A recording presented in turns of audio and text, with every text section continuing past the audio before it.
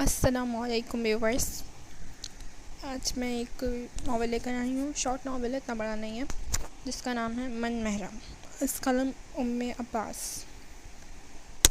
Let's get started. Read کرتے ہیں. یہ میں نے خود بھی نہیں کیا ریڈ. ویسے میں نے کیا ہے شاید ریڈ, یاد نہیں آ رہا. میں بھی کیا ہو سکتا ہے اچھا ہی ہوگا. ویسے میں بہت دیکھ کے سلگ کے واش روم کا دروازہ کھول کر جو ہی قدم کمرے میں رکھی تھے, ماں کو بیڈ پر بٹھا کی نہ تو اس نظروں سے خود کو دیکھتے پایا تھا.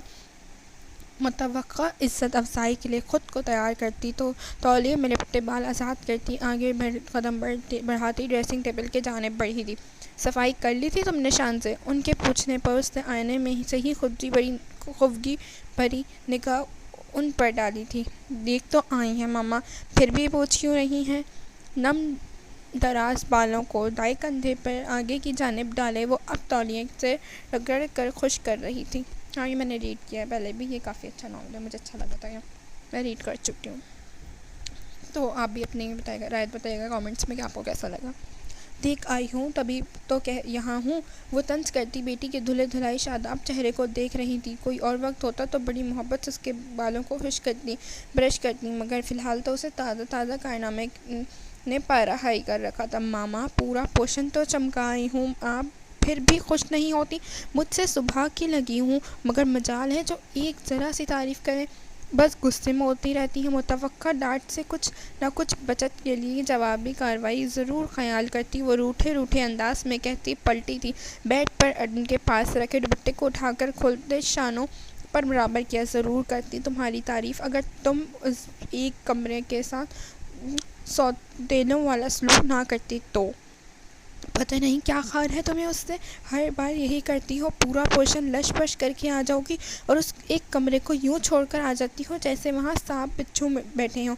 اس کی جذباتی تقریر کا بنا اثر لیے اسے گھور کر اب وہ گھرک رہی تھیں, جو منہ بسور کر خاموشی سے سن رہی تھی. یہ سب کوئی نئی بات تو نہیں تھی. ہر ماہ اس کی والدہ کو بقول اس کے اوپر والے پورشن کی صفائی کا دورہ پڑتا تھا, اور پھر اس سب میں درگت اس کی بنتی تھی.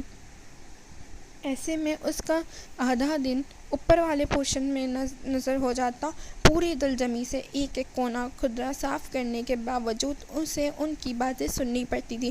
وجہ تھی اس ایک کمرے میں اس کے جھانک کر دیکھنے تک کی زحمت گوارا نہ کرنا.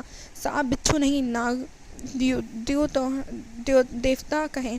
نحوست سے سر جھٹک کر منہ میں بڑبڑاتے اس نے جیسے ان کی اصلاح کی تھی. کیا کہا تم نے؟ ان کی سماعت تک اس کی آواز صحیح سے پہنچی نہیں تھی, ورنہ ایک اور گھنٹے کی کلاس لگنا لازم ہو جانا لگتا. کچھ نہیں کہہ رہی مما, آج بہت تھک گئی ہوں. اب کل جا کر صاف کر آؤں گی. لاٹ صاحب کا کمرہ. جان خلاصی کے لیے واپس مڑ کر بالوں میں برش کا ارادہ رکھتی تھی. رہنے دو, تم کرنے والی ہوتی تو آج ہی کر کے آتی. میں خود جا کر لوں گی. تو تم اتارو اپنی تھکن. پہاڑ تو توڑ آئی ہو نا. جیسے اسے سخت نظروں سے گھورتے وہ جانے کے لیے اٹھ کھڑی ہوئی. جب ہاتھ میں لیا برش اس نے پٹکنے کے سے انداز میں واپس ڈریسنگ ٹیبل پر رکھا تھا. ماما, وہ احتجاجی آواز میں چیخیں تھی, مگر وہ بنا رکے دروازہ کھول کر کمرے سے نکل گئی. رکے تو صحیح, جا رہی ہوں. میں پھر سے کام والی ماسی بننے ابھی شاور لیا تھا, پھر سے بھوتنی بن کر آؤں گی واپس. ان کے پیچھے کمرے سے نکلتی, بالوں پر اچھے سے دوپٹہ لپیٹتے ہوئے تیزی سے چلتے ہوئے ان سے پہلے سیڑھیاں عبور کر گئی. دھب دھب ناراضگی و غصے سے سیڑھیاں چڑھنے کی آواز اس کا تعاقب کیا. اب احسان کر رہی ہو تو ایک اور مہربانی کر دینا ماں پر. اس بار تو کوئی چیز توڑنے بنا واپس آ جانا. ہر بار کچھ نہ کچھ توڑ کر آتی ہو, اور یہی حال رہا نا تو ایک دن وہ کمرہ سامان سے خالی ہو جانا ہے. ایک نظر پلٹ کر انہیں دیکھا تھا, جو نیچے کھڑی پہلوؤں پہ ہاتھ رکھے خوشمگین نظروں سے اسے ہی دیکھ رہی تھی. پھر رومانسی شکل بنا کر باقی سیڑھیاں چڑھ گئی. جھاڑو اٹھا کر جس لمحے وہ اس کمرے کے سامنے آ کھڑی ہوئی, اسے وہ کمرہ بھی خود پر ہنسنا محسوس ہوا. غصے بھرے انداز میں دروازہ کھول کر اندر داخل ہوئی. تیز ہاتھ چلاتے سب سے پہلے جالوں پر ہاتھ صاف کیا, پھر جھاڑو لگا کر آخر میں ڈسٹنگ کی باری آئی تھی. پورا کمرہ آدھے گھنٹے کے بعد چمک رہا تھا. ایک مطمئن سی نگاہ چاروں طرف ڈال کر کمرے سے نکل جانے کو بھی، مگر پھر اماں کی جلالی چہرہ نظروں کے سامنے لہرایا، روحانی ہو کر بیڈ کے اوپر چڑھ لی۔ پھر بیک گراؤنڈ کے اوپر دیوار پر اویس ان لارج فوٹو فریم کو یوں گھورا تھا جیسے وہ صحیح سالم اس کے سامنے کھڑا ہو اور اپنی آنکھ برساتی نظروں سے اس کو بھسم کرنے کی تہیا کیے ہوں۔ سالم اس کے سامنے کھڑا اور اپنی آنکھ برساتی نظروں سے اسے بھسم کرنے کا تہیا کیے ہوئے ہو۔ بیڈ سائڈ ٹیبل پر موجود اس کی تصویر تو عرصے ہو دراز میں قید کر چکی تھی، یہ کہہ کر کہ صفائی کرتے ہوئے چیز سے چیزیں ٹوٹ جاتی ہیں، کسی دن وہ بھی گر گئی تو فریم پر فاتحہ پڑھنے کی نوبت آ جائے گی۔ وہ الگ بات کہ چیزیں اس کے ہاتھ سے صرف کمرے کے اندر ہی صفائی کرتے ٹوٹتی تھیں، ورنہ اپنی ماں کی کافی سگھر بیٹی ثابت ہوئی تھی۔ سانپ، بچھو، اوہ، یہاں شاہ جنات بستے ہیں، اور ماما قوما قدردانی سے حشرات سے انکار معاہدہ کرنے بیٹھ جاتی ہیں۔ بے دلی سے کپڑا فریم کے شیشے میں مارتے وہ حتمی الامکان اس کے چہرے کی خد و خال پر نظر کرنے کے گریز برت رہی تھی۔ ان کے تو کرتوتوں پر ہی گرد پڑی ہوئی ہے، کیا ہو جائے گا اگر تھوڑی سی چہرے پر بھی پڑ جائے گی تو؟ مگر یہ بات میری ماں کو کون سمجھائے؟ تیزی سے جان چھڑانے والے انداز میں سیدھا الٹا ہاتھ مارتے نیچے اترتی۔ اب سب ٹھیک تھا۔ ایک گہرا سکون سانس خارج کرتے وہ باہر نکلی تھی، جبکہ نظر دروازے کے ساتھ ملحق دیوار کے ساتھ رکھے درمیانے سائز کے بک ریک پر سجے گلدان پر پڑے۔ اس کی آنکھوں میں ایک بجلی کونری تھی۔ اتنی دیر سے چہرے پر چھائے خوف و بیزاریت کے سارے آثار یکلٹ زائل ہوئے تھے۔ اگلے ہی لمحے اسے مسکراتے ہوئے گلدان کو دونوں ہاتھ میں احتیاط سے اٹھا کر تھوڑا اونچا کیا تھا، اور پھر دونوں ہاتھ پیچھے کرتے آنکھیں میچ کر 2 قدم پیچھے لیے۔ چھنا کی آواز سے آئی تھی اور نیچے سفید فرش پر نیلے کانچ بکھرتے چلے گئے۔ آہ، چس آ گئے قسم سے۔ آنکھیں بند کرتے اس پر لطف انداز میں ٹھنڈی آ بھری۔ اب صفائی کرتے ہوئے میرا دوپٹہ لگ گیا تو اس میں میری کیا غلطی؟ شاہ نے اچکا کر معصومیت سے کہتے اسے کانچ صاف کرنے کی خوشی اس بار جھاڑو اٹھایا، اور اس کے کمرے کے دیوار نے تأسف سے اس کپٹی سی لڑکی کو دیکھا جو اس کے کمرے کے مکین سے اپنی سرد جنگ کا بدلہ وہاں کی چیزیں توڑ کر لیتی تھی، جس کے قدموں کی آہٹ تک پچھلے کئی سالوں سے اس دیوار کو سننا نصیب نہیں ہوئی تھی۔ ابو دیکھیں، میرے پودے پر پہلا پھول لگا ہے۔ لاؤنج میں چائے کی چسکیاں لیتے ساتھ وہ اخبار پڑھنے میں گم تھے جب کھلے داخلی دروازے میں چہچہاتی ہوئی آئی تھی۔ اخبار کے ایک کونا موڑ کر انہوں نے اینک کے پیچھے سے اپنی نور نظر کو دیکھا تھا، جس کے چہرے پر 440 واٹ کا بلب روشن تھا۔ کیا قیامت آ گئی جو صبح صبح چیخ رہی ہو؟ کچن سے جھنجھلائی آواز کے ساتھ سائمہ باہر نکلی آئی تھی۔ بیٹی کو چیخ و پکار کبھی طبیعت پر بڑی گراں گزرتی۔ قیامت نہیں آئی ماما، پہلا پھول کھلا ہے، وہ بھی اتنا خوبصورت، آئے آپ کو بھی دکھاؤں۔ اتنی ہی ترنگ میں کہتے ساتھ آفر کی گئی، مجھے معاف رکھو، کچن میں بڑا بہت کام ہے، ابھی تم ہی جشن مناؤ۔ اس کی بچکانی حرکتوں پر کوڑتی وہ واپس مڑ گئی۔ جب اخبار رکھتے اینک اتار کر وہ محمود صاحب مسکرا اٹھے تھے، تمہاری ماں کو باغبانی کا شوق ہی نہیں ہے، ورنہ اسے پتا ہوتا جب نیا پھول کھلتا ہے تو دل کو کیا خوشی میسر ہوتی ہے۔ چلو بھائی، اپنے بازوتی باپ کو اپنی خوشی کی ہمکار کراؤ۔ تم بیٹی کے شانے پر بازو دراز کرتے راز و نیاز کرتے ہوئے باہر کی جانب اڑ گئے۔ اور پھر آدھا گھنٹہ وہ دونوں لان میں لگے پودوں پر سیر و حاصل گفتگو کرتے رہے تھے۔ بالآخر سائمہ کو خود ہی آ کر ناشتہ تیار کرتے ہوئے اور آنے کی اطلاع دینی پڑی۔ ان کے باپ بیٹی چوچلوں کے چکر میں ناشتہ ٹھنڈا ہو جاتا ہے۔ منہ میں بڑبڑاتی ہوئی وہ میز سیٹ کر رہی تھیں۔ شاہزادہ اور محمود صاحب ایک ساتھ ڈائننگ ٹیبل پر کی طرف آئے۔ اب ناشتہ کر کے کچن میں نظر آؤ مجھے تم۔ چائے کا کپ شوہر کے آگے رکھتے ہوئے انہوں نے ان کے سامنے بیٹھی بریڈ دانتوں کو کرتی بیٹی کو گھورا۔ کیا ہو گیا ہے بیگم، کیوں میری بیٹی کو صبح صبح تاپ کو نشانے پر رکھے ہوئی ہو؟ بیٹی نے اترے چہرے کو دیکھتے انہوں نے بیوی سے پوچھا تھا۔ بیٹی کے بھی کارنامے ملاحظہ کیجیے گا محمود صاحب، کل پھر میثم کے کمرے میں گلدان توڑ کر آئی ہیں۔ خدا جانے کیا عبیر ہے، اس کمرے کی چیزوں سے کچھ نہ کچھ توڑ کر آتی ہے، اور وہ بھی چن کر وہ چیزیں جو بچے نے اپنی پسند سے لائی تھی۔ میں تو یہ سوچتی ہوں خیر سے جب وہ واپس آئے گا تو اس کے کمرے میں صفایا ہو چکا ہوگا۔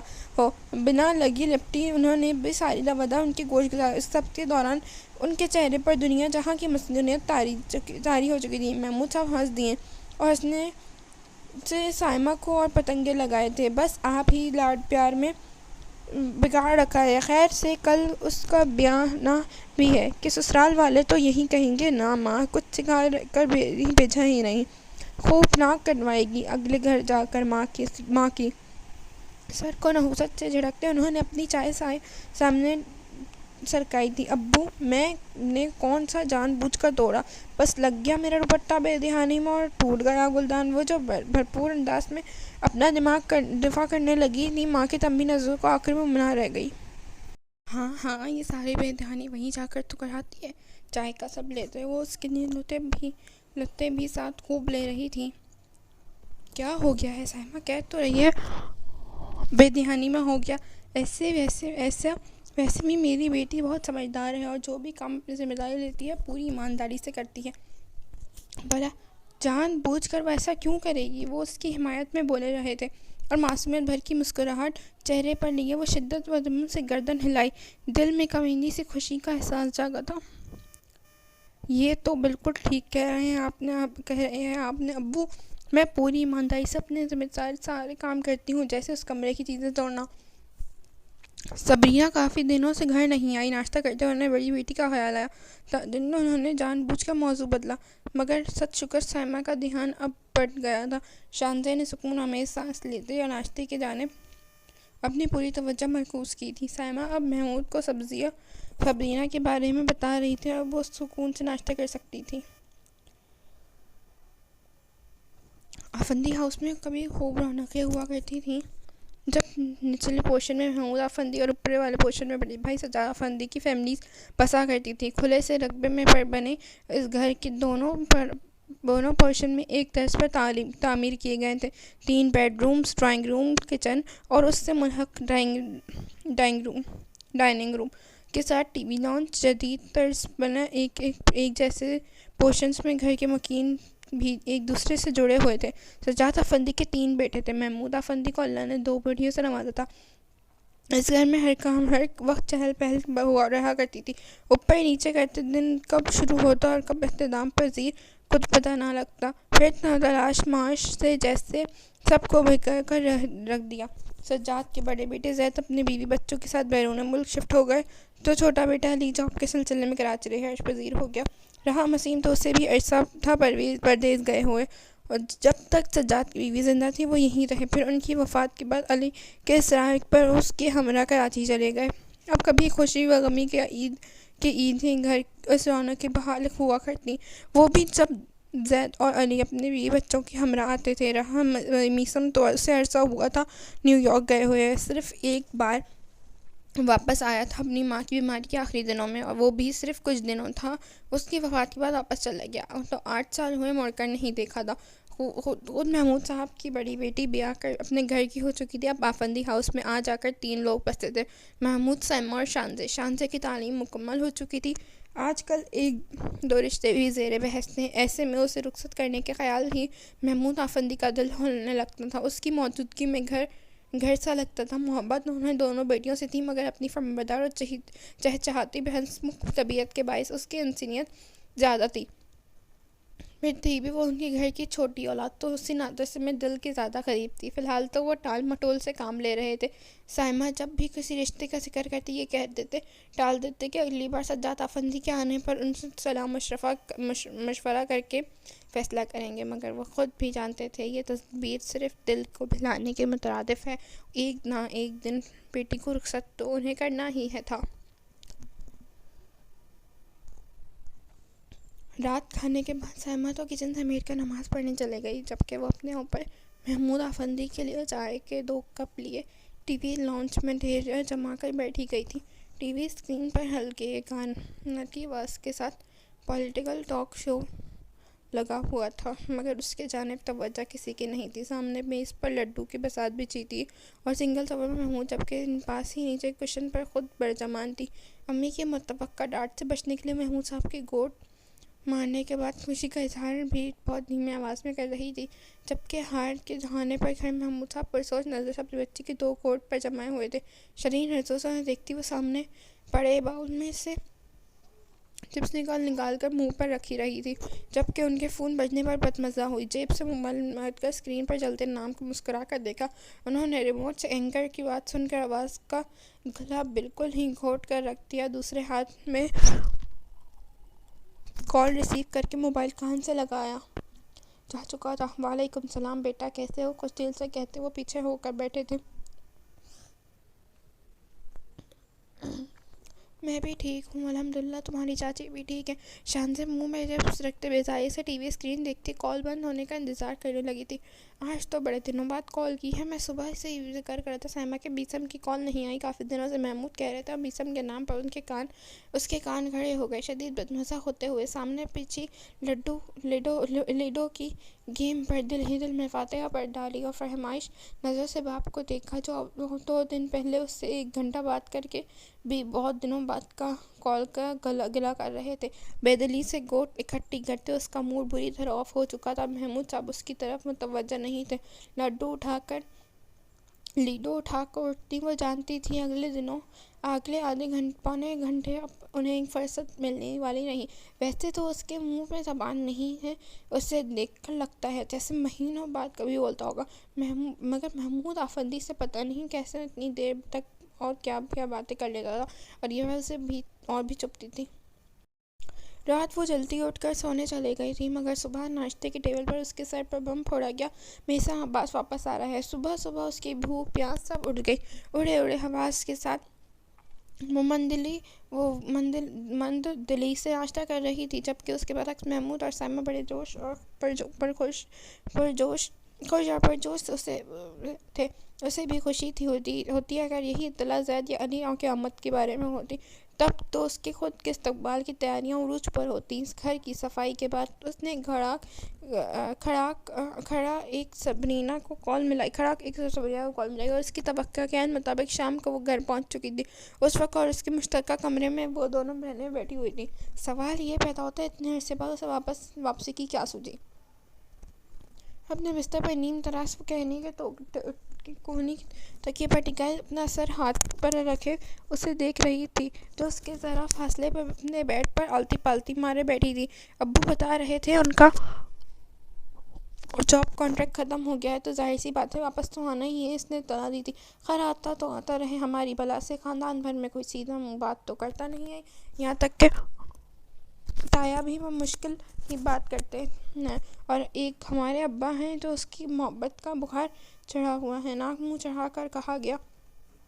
مجھے تو یہی نہیں بھولتا کہ انہوں نے فریہ بھابی کے ساتھ کیا ظلم کیا تھا۔ وہ دادی سے بولی، سالوں پہلے بھولی بسر یاد پھر سے تازہ ہو گئی۔ بھولنے والی حرکت بھی تو نہیں ہے، اور پھر کون سا فریہ پر ہی بس کر دی۔ وہاں امریکہ میں جس انگریز لڑکی سے شادی رچائی وہ کون سا کامیاب ہو پائی؟ اب یہ تو نہیں ہو سکتا کہ زندگی کے آنے والی عورتوں کا ہر قصور ہو، باقی سب غلط، اور ایک وہ سب صحیح ہو۔ یقیناً اس کی ذات میں ہی کچھ کمی ہوگی جو کوئی بھی لڑکی زیادہ عرصہ اسے جھیل نہیں پاتی۔ میں تو شکر پڑھتی ہوں اللہ نے مجھے بچا لیا، ورنہ فریہ کی جگہ میں ہوتی ایک جھرجھری سی لے کر کہتی اٹھ بیٹھی تھی۔ ساتھ ہی اپنے کھلے بکھرے شانوں سے نیچے آتے خوبصورت بالوں کو سمیٹا تھا۔ شہناز نے اس سے منفق ہوتے اس بات میں سر لیا، واقعی یہ سبرینا کی اپنی دلیری تھی یا اچھی قسمت وہ جو گھر کے بڑوں کے فیصلے کے سامنے ڈٹ گئی، ورنہ تایا اور ابو دونوں کی خواہش پر میسم اور سبرینا کو ایک ساتھ دیکھنے کی تھی۔ میسم تو کوئی اعتراض نہیں کیا تھا، مگر سزا کی پر اعتماد اور منہ پھٹ سبرینا نے جھٹ سے اپنا مقدمہ بڑوں کی عدالت میں پیش کر دیا تھا۔ وجہ تھی اسے میسم ایک آنکھ نہ بات تھا، دونوں کے مزاج میں زمین آسمان کا فرق تھا۔ میسم کا حدود سنجیدگی اور کم گوئی کے باعث وہ گھر بھر میں سب سے الگ تھا۔ اس پر مترادف کی ایک اس کی ریز روسی لیے دیے والی نیچر سبرینا کو سخت کھارتی، اور یوں اس کی مرضی نہ دیکھ کر بڑوں نے چپ سادھ لی۔ اس کے انکار نے سب سے زیادہ دکھی بشرا کو کیا تھا، نے جو اپنے غبروں لائق بیٹے کے لیے اس کا صفاچٹ انکار ان کے دل پر بجھی کی طرح لگا تھا، ان کی گردن سی سوار ہو گئی تھی۔ وہ جلد از بیٹے کے لیے چاند سی بہو لانے کی سرگرم عمل ہو چکی تھیں۔ کچھ بھی وقت میں آنن فانن وہ اپنے دور پار کے رشتہ داروں میں فریہ کو بہا کر لے آئیں، جس کے چند ماہ بعد ہی گھر میں جو تماشا لگا تھا، جس نے سبھی کے ذہنوں پر اتنے عرصے بعد بھی انمٹ نشان چھوڑے ہوئے تھے، خاص کر شانزِ محمود جو اس کے واقعے کی چشم دید گواہ تھی۔ صبح فجر کی نماز پڑھ کر وہ سو گئی اور خلاف معمول سائمن نے اسے جگایا بھی نہیں تھا۔ اس نے خود جو آنکھ کھلی تھی تو صبح کے 8:30 بج رہے تھے۔ باہر سے بولنے کی آوازیں آ رہی تھیں۔ پہلا خیال صبرینا کا ہی آیا تھا۔ وہ اکثر صبح سویرے ہی آتی جب شایان آفس میں جاتے ہو، اکثر اسے یہاں ڈراپ کر کے جایا کرتا۔ خوشی اٹھ کر واش روم میں منہ پر پانی چھپا کے مارت کے گیلے چہرے کے ساتھ ہی باہر نکل آئی۔ لاؤنج میں محمود افندی کے سامنے اس کی طرف پشت کیے بیٹھے شخص کو دیکھ کر اس کی تیز قدموں کی رفتار دھیمی پڑتی تھم گئی تھی۔ وہ شایان تو نہیں تھا، وہ جان گئی تھی پھر کون تھا، جسے ڈرائنگ روم کے بجائے لاؤنج میں بٹھایا گیا تھا۔ متعصب اسی وہیں کھڑی وہ سوچ میں پڑ گئی تھی، آگے جائے یا نہیں۔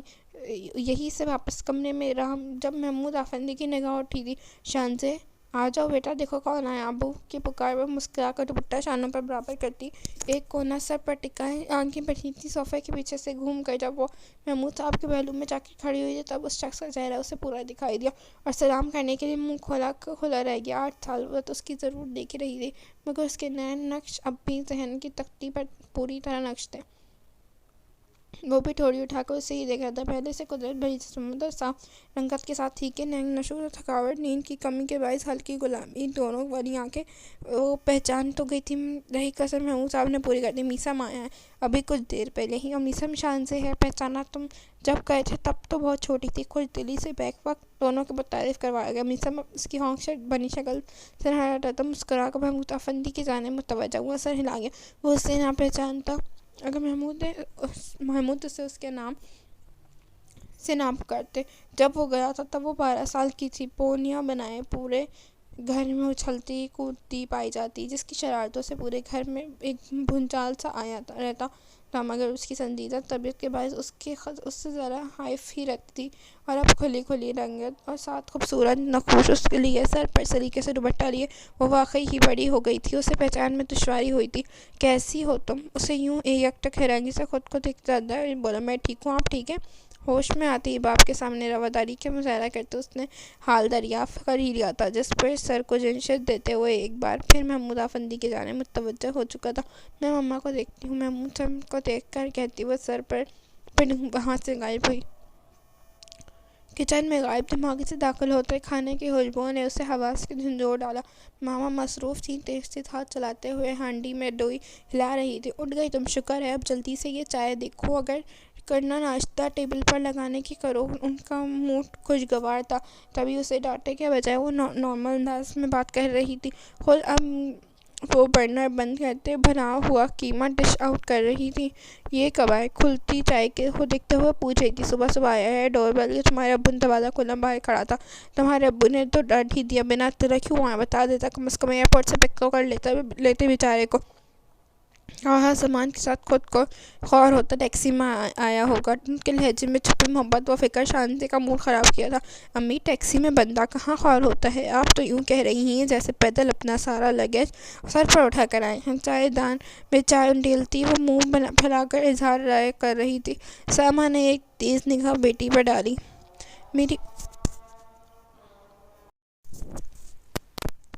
میری بات سنو شانزے، خبردار جو تم نے اپنی زبان کے یہ جوہر بچے کے سامنے دکھائے، مجھے اس سے برا کوئی بھی نہیں ہوگا۔ انسانوں کی طرح شرافت کے جامے میں رہنا، اتنے سالوں بعد وہ گھر آیا، کوئی تلخ بات اس کے سامنے کرنے کی کوئی ضرورت نہیں ہے۔ اگر ابھی وہ دوسری آئے گی تو اس کے ساتھ بھی مغز ماری کرنی پڑے گی۔ یاد رکھنا وہ اپنے گھر واپس آیا، تم لوگوں کے گھر نہیں جو اتنے دنوں سے تم دونوں بہنوں کے ناک منہ چڑھائے ہوئے ہیں۔ سب نظر آ رہا ہے مجھے۔ ہاتھ روک کر دبی ہوئی آواز اپنے بیٹی کو کھڑی سناتے ہوئے تم بھی نگاہ ڈال دیں اور ناشتے کا سامان اٹھائے باہر نکل گئی۔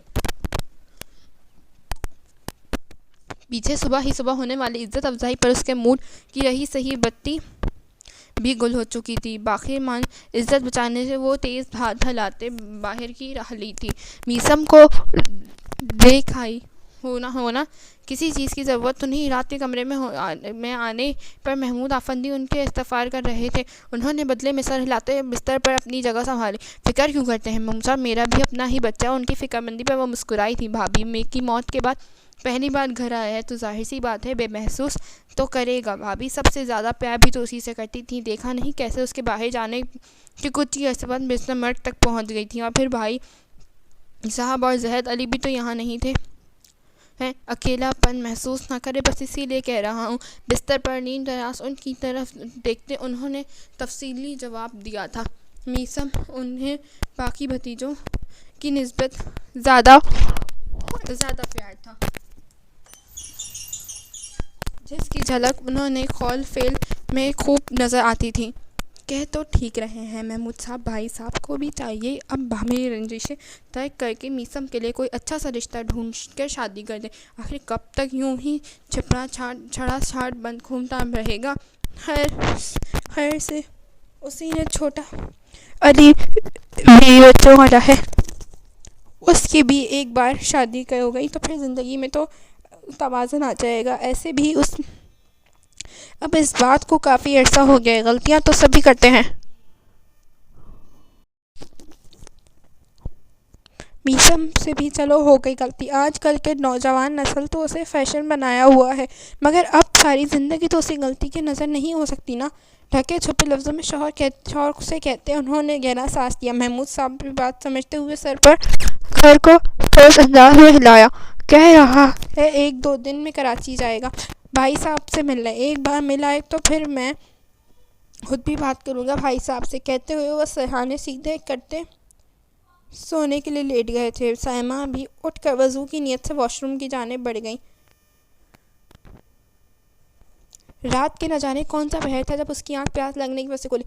مندی آنکھیں کھول کر بیڈ سائڈ ٹیبل پر پانی کی بوتل تلاشنی چاہی, مگر آج کا دن اتنا برا تھا اور رات سونے سے پہلے پانی رکھنا بھی بھول گئی. صبح جس شخص کا چہرہ دیکھا تھا اس کے بعد اچھا گزرنے کی کوئی امید بھی نہیں تھی. جس پر مہر سب پورا دن ماما نے اس کی دوڑیں لگوا کر ناشتے کے بعد موصوف کا کمرہ صاف کرنے کی ذمہ داری اس کے سر پر ڈال دی. ماما کی نگرانی میں اس کے کونا چمکا ڈالا تھا. حالانکہ کچھ دن پہلے وہ یوں صفائی منا کر گئی تھی, مگر سائمہ اس پر یقین نہیں تھا. اس کے بعد کا بچہ پورا دن کچن میں کھپے گزر گیا. اتنی تیار دیکھ کر اسے ہول اٹھنے لگے تھے. ماما ساری کسریں ایک ہی دن میں نکالنے کے در پہ تھی. پتہ نہیں کتنی ڈشیں تو وہ بنا چکی تھی. وہ اکیلا کیا ٹھوسے گا, یہ سوچ کر شانزے کا خون جلاتی رہتی اور سارا دن خواب خرگوش کے مزے لیتا. رات کھانے کے ٹیبل پر دوبارہ نظر آیا تھا. اس کے ماں باپ اسے VIP پروٹوکول دے رہے تھے, جیسا وہ سکندر اعظم ہو اور دنیا فتح کر کے واپس آؤ. اور یہ سب دیکھ کر اس کی اپنی بھوک مر گئی تھی. اب پیاس کے ساتھ ساتھ بھوک کا احساس بھی جاگ اٹھا. بستر سے اٹھ کر دوپٹہ گلے میں ڈالتے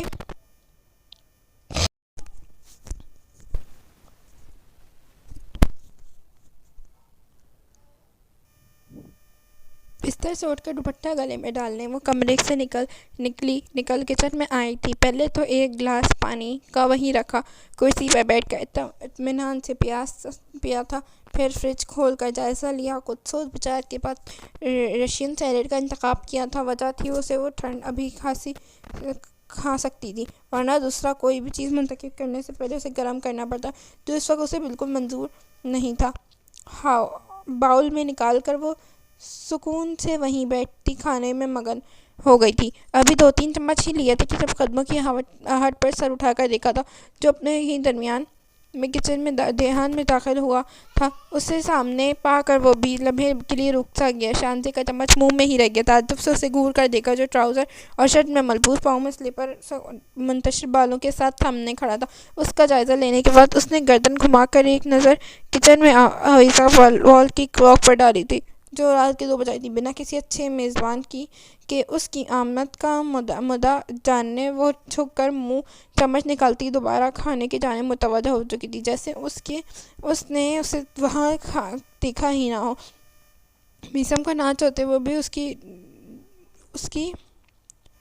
آکورڈ سی فیلنگ آنے لگی تھی۔ دن میں زیادہ سونے سے اس کی رات میں نیند ٹوٹ گئی، اور اتنے سال باہر اکیلے رہنے سے اس کی ایک عادت بڑی پختہ ہو گئی تھی۔ رات نیند سے آنکھ کھل کر جانے پر اسے شدت سے کافی کی طلب ہونے لگتی تھی۔ اب بھی کتنی دیر وہ کروٹ بدلنے وہ سونے کی کوشش کرتا رہا، بالآخر ہار مان کر کچن کی تھالی کے کافی سامان ڈھونڈنا اتنا مشکل بھی نہیں تھا، پر اب یہاں شانتی کو دیکھ کر اسے ایک دم عجیبیت سا بھرا احساس ہونے لگا تھا۔ لیکن اب وہ یہاں تک آ گیا تو کافی بنانے کے بعد جانے کو دل ہمتا بھی نہیں تھا۔ وہ میں کافی بنانے آیا تھا، یہ بتاتے ہوئے اس نے خود بھی عجیب سا محسوس ہوا۔ اس نے کون سا اسے جھوٹے منہ ہی صحیح پوچھا تھا کہ وہ بتا رہا تھا۔ شانتی نے سر اٹھا کر خاموشی سے نظر دیکھا تھا، پھر اطمینان سے اپنا آخری چمچ لیتے باؤل اٹھا کر سنک کی جام میں بڑھی۔ اوپر والی کیبنٹ میں سارا سامان رکھا ہے، دودھ فریج میں ہے سے مل جائے گا۔ اپنا باؤل اور چمچ ڈھونڈتے اسٹینڈ پر رکھ کر مڑی تھی۔ وہ ابھی تک یوں ہی دروازے کے بیچ یہیں کرتا، راستہ تو چھوڑ دیں۔ اسے ذرا فاصلے پر آ کر رکتے نے جتایا تھا۔ میثم اسے عجیب و غریب مخلوق کو دیکھتا خاموشی سے ایک سائڈ پر ہو گیا، جو اب اسے سر جھٹک کر اس کے پاس سے گزرتی باہر نکل گئی تھی۔ اس کے جانے کے بعد اس نے بے ساختہ جھرجھری سی لی تھی۔ پورا دن اس کے خاموش مگر چھپتی نظروں کو محسوس کرنے کے بعد اب کے ہوئے ٹکراؤ نے اسے یقین دلایا تھا اس کے دماغ میں کوئی نہ کوئی پرزہ بڑھ ہو جانے کے باوجود ڈھیلا تھا۔ وہ آگے بڑھ کر برنر کی جانب گیا تھا، اپنے کمرے میں آ کر بستر پر دراز ہوتے اس کے منہ کے زاویے بگاڑے تھے۔ بتا تو ایسے رہا تھا جیسے میں جی جان سے ان کو کافی بنا کر نوش کرنے کے لیے پیش کروں گی۔ ماما نے کہا تھا بس زبان کی جہار مت دکھانا، اب کیا آدھی رات کو مہمان نوازیاں کرتی پھروں؟ ویسے ہی مما نے کہا تھا اپنے گھر میں واپس آیا ہے تو پھر مہمان کہو ہے۔ اگلے دن وہ کراچی چلا گیا تھا۔ شانتی نے بھی سکھ کا سانس لیا۔ 3 دن بڑے آرام سے گزرے تھے، اور چوتھے دن وہ واپس آیا تو غیر متفقہ طور پر سجاد افندی اس کے ساتھ آئے تھے۔ شانتی تو اپنے بڑے ابو سے بنتی بھی بہت تھی، اس لیے اس کی خوش دینی تھی۔ ان کے پسند کی ڈشز بناتے، ان کے ساتھ گپیں لڑاتے، وہ سامنے آ کر کبھی بیٹھا بھی ہوتا تو اسے یوں نظر انداز کرتی جیسے دودھ میں مکھی نکالی جاتی۔ اتنے سالوں بعد بیٹے کی آمد نے بالآخر ان کچھ حد تک سجاد افندی کی اس کی بابت سد مہری کو کچھ تو کم کر ہی دیا تھا، جو وہ اکثر اس کے پاس بیٹھے پائے جاتے تھے۔ ہلکی پھلکی باتوں کا تبادلہ بھی ہونے لگا تھا، اور یہ ایک اچھی پیش رفت تھی۔ محمود صاحب کو یک کونا اطمینان حاصل ہوا تھا۔ صبرینا بھی اس کے آنے کے بعد 2-3 بار آ چکی تھی، مگر وہ دونوں ہی ایک دوسرے سے نامخاطب ہوتے تھے اور نہ ہی کوئی بات چیت ہوتی تھی۔ ماما کے کہنے پر بادل خواستہ صبرینا نے اسے سلیکٹ کر لی تھی، اور فی الحال یہی کافی تھا۔ ویسے بھی زیادہ تر گھر سے باہر پایا جاتا تھا۔ اس کی نئی جاب سٹارٹ ہو چکی تھی جس پر وہ بزی ہو چکا تھا۔ اس کے علاوہ بھی اگر وہ گھر میں ہوتا بھی تھا تو زیادہ تر اوپر اپنے ہی پوشن میں پایا جاتا، زیادہ تر نیچے صرف کھانے کی میز پر نظر آتا تھا، یا پھر رات کو کھانے کے بعد کچھ دیر سجاد افندی اور محمود افندی کے ساتھ نشت میں دکھائی دے جاتا۔ وہاں بھی زیادہ تر وہ چپ کا روزہ رکھے یا تو ان کی باتیں سنتا رہتا تھا، پھر ٹی وی پر کوئی پولیٹیکل ٹاک شو دیکھنے میں مگن ہوتا تھا۔ اس دن صبح وہ اپنے پودوں کو پائپ کی مدد سے پانی دے رہی تھی، جس پہ وہ آفس کے لیے وہ تیار نکلا تھا۔ اسے دیکھ کے اس کا خون کھول اٹھا۔ جب سے آیا تھا اس کی سر پر مسلط تھا، اس سے زیادہ تر کام اسی کے کرنے پڑتے۔ ویسے تو سب کپڑے وہ بے رازی اور ساری جس دن اس بھی مشین لگتی دھلائی کے بعد ایک ساتھ ہی استری کر دیا کرتی تھی، مگر اس کے کرتے اسے موت پٹنے لگتی تھی۔ کل ہی سائمہ نے پھر اس کی ساری وارڈروب اٹھا کر شانتی کے سامنے آ رکھی تھی، اور اگلے 2 گھنٹے اس کے کپڑوں کو جم کر استری کرتے صرف سرو ہوئے تھے۔ ارد گرد سے بے نیاز وہ نقص سا تیار لش پش کرتے ہوئے جوتوں سمیت سست روی سے چلتا موبائل پر بزی آگے بڑھ گیا۔ اس کے سامنے سے گزرنے پر شانتی نے دل میں یک دم نہ جانے کیا سمجھی کہ اس پائپ کا آگے سے منہ ہلکا سا دبا دیا۔ پانی کی تیز دھار اچھال کر بہاؤ سے کیاری تک گئی تھی، اور نتیجتاً کل ہی ڈالی گئی تازہ مٹی کے کئی چھینٹے کیاری سے نکل کر پاس سے گزرتی میثم کے ڈریس پہن سلامتی پیش کر گئے۔ اس کی اچانک بڑی افتاد پر وہ چونک کر رکتا، سر جھکائے اپنی پینٹ اور جوتوں کا جائزہ لینے لگا۔ جہاں گیلی مٹی نے کہیں نقش و نگار بنا ڈالے تھے۔ بظاہر اس کی بے نیاز برتنے شاندے کو یوں ایکٹ کر رہی تھی جیسے یہ سب ہوتے ہی اس نے دیکھا تھا، اور وہ میثم کی ساری غلطی جو اپنے دھیان میں آتے پانی کے چھینٹوں پر توجہ نہیں دے پایا تھا۔ سر اٹھا کر ایک نظر اسے دیکھا جو خود میں مگن پائپ پکڑے کھڑی تھی۔ اس کے دیکھنے پر ناسمجھی سے اس کی جانب دیکھا، جس کے چہرے پر خوف تو سر صرف صاف نظر آ رہے تھے۔ دل کو تسکین سی ملی، مگر دنیا دکھاوا بھی تو لازمن تھا۔ جس کے کپڑے کی حالت دیکھ کر چہرے پر تشویش بھرتے تاثرات یہ پائپ نیچے رکھتے گیلری سے گھوم کر اس کے پاس آئی۔ یہ کیا ہے؟ کیا میثم بھائی دیکھ کر گزرنا تھا نا، کل کتنی محنت سے یہ پینٹ رگڑ رگڑ کر استری کی تھی میں نے۔ پہلوؤں پر ہاتھ جمائے قدرے آگے جھک کر دیکھتے اس کا اپنا ہی دکھ تھا جس کا رونا وہ رو رہی تھی۔ میثم ایک گہری اسپاٹ نگاہ اس کے چہرے پر ڈالی تھی۔ اگلے ہی پل وہ بنا کچھ کہے اس کے پاس سے گزر کر واپس اندر کی جانب چلا گیا تھا۔ اس کے جاتے ہی اس کی پشت کو گھورتے اس کے ہاتھ جھاڑتے تھے، پھر پائپ کا پانی بند کرتے گنگناتی ہوئی اندر کی جانب بڑھ گئی تھی۔ ویکینڈ پر علی کی فیملی کے آنے سے گھر میں رونق سی لگ گئی تھی۔ 3 سال صفا اور 5 سال صفوان پورے گھر میں دوڑتے بھاگتے نظر آتے تھے، زندگی کا ساتھ دلاتے تھے۔ شیریں تو علی کی یونیک فیلو، مگر شادی کے بعد وہ بہت اچھے سے سب سے مل گل گئی تھی کہ کبھی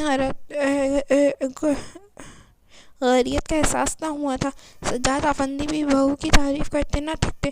شیریں اور دونوں اس کے کمرے میں بیٹھی باتیں کر رہی تھی جب شاندن اپنے اور اس کے لیے چائے بنانے باہر گئی۔ سیڑھیوں کے پاس منظر دیکھتی وہ ٹھٹکی تھی۔ وہ میثم تھا جو پنچک نیچے بیٹھا اس کے سامنے صفا کھڑی تھی جس کے دونوں ننھے بازو میثم کے ہاتھوں میں نرمی سے کھیلتے ہوئے کچھ کہہ رہی تھی۔ اور مسکراتے لمحوں کے ساتھ دیکھتے ہوئے میثم پوری توجہ اس کی بات سن رہا تھا۔ پھر عجیب سا محسوس کرتے اچانک ہی میثم کی نظر گھما کر اسے دیکھا۔ اپنے ہی کمرے کے باہر وہ کھڑی پرتوش چھپتی نگاہوں سے اسے ہی دیکھ رہی تھی۔ ان کی آنکھوں میں اس کے لیے اتنی ناقابل تنفر تھا کہ وہ بے ساختہ بیٹھے سے اٹھ کھڑا ہوا تھا۔ اس کے اپنی طرف متوجہ ہونے پر وہ بھی ہوش میں آئی تھی۔ نظریں اس پر سے ہٹا کر ماتھے پر ناپسندگی کے بل لیے وہ تیزی سے چلتی پاس گزری۔ میثم نے غیر ارادی طور پر اس کی پشت کو کچن میں گم ہونے کی نظروں میں احتیاط میں لیا تھا۔ اس کی کشادہ پیشانی پر سوچ کی لکیروں کا جال سا بن گیا تھا۔ شاندے کا رویہ سلجھا گیا تھا۔ صفا پکار پر وہ اسے اٹھائے اس کی بات سنتا اوپر کی جانب بڑھ گیا تھا۔ رات وہ سونے کی تیاری میں تھی جب دروازے پر دستک چلی۔ سجاد افندی کا چہرہ نمودار ہوا۔ وہ بستر چھوڑ کر اٹھ کر کھڑا ہوا تھا۔ اس کی ساری زندگی میں چند ایک بار ہی وہ خود چل کے اس کے کمرے میں آئے تھے۔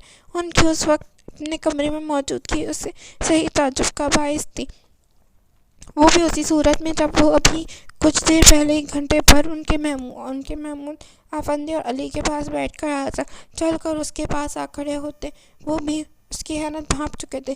تم سے کچھ ضروری بات کرنی تھی۔ جی بیٹھے۔ وہ بیڈ پر بیٹھ گئے تھے، ساتھ ہی اسے بھی اشارہ کیا تھا کہ کچھ فاصلے پر وہ بھی بیٹھ گیا۔ آگے کے بارے میں کیا سوچا تم نے؟ گلا کھنکار کر انہوں نے بیڈ پر رکھی کتاب اٹھائی تھی۔ اس کی ورق گردانی کرتے بنا اس کی طرف دیکھے بات کا آغاز کیا تھا۔ ان کی بات کے جواب پر اس نے ان کی طرح ناسمجھی سے کہا، میرا مطلب ہے تم واپس آ گئے ہو، جاب بھی شروع ہو گئی۔ شادی کے بارے میں بھی کچھ سوچا ہی ہو کیا تم نے؟ سوچا ہے کہ نہیں؟ بظاہر وہ اس کی جانب دیکھ نہیں رہے تھے، مگر ان کی حساسیت سبھی اس کی جانب مرکوز تھی۔ ان کی بات سن کر میثم نے لب سختی سے باہم پیوست کرتے نظریں نیچے فرش پر گاڑ دیں۔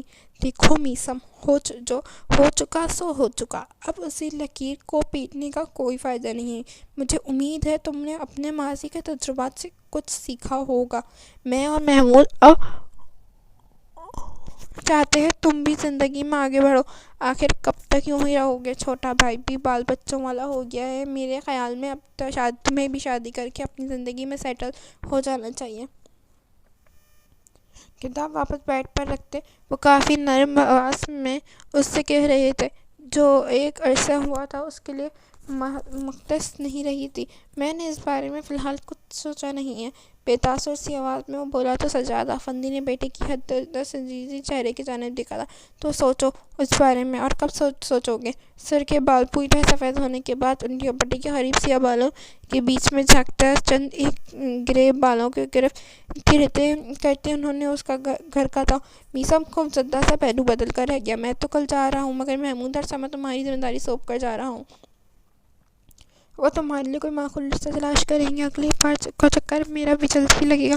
آج شانتی کو دیکھنے بھی کچھ لوگ آئے تھے، لڑکا انگلینڈ ہوتا ہے، اگلے ماہ واپس آئے گا تو دیکھ بھال کر بھی بات آگے بڑھائیں گے۔ تب تک میں نے محمود کو ڈیوٹی لگائی ہے، تمہارے لیے بھی کوئی اچھا رشتہ دیکھ لے، اس لیے تم بھی خود کو ذہنی طور پر تیار رکھو۔ میں امید کرتا ہوں تم اپنی سابقہ غلطیوں سے تم نے بہت کچھ سیکھا ہوگا اور اس بار تم انہیں نہیں دہراؤ گے۔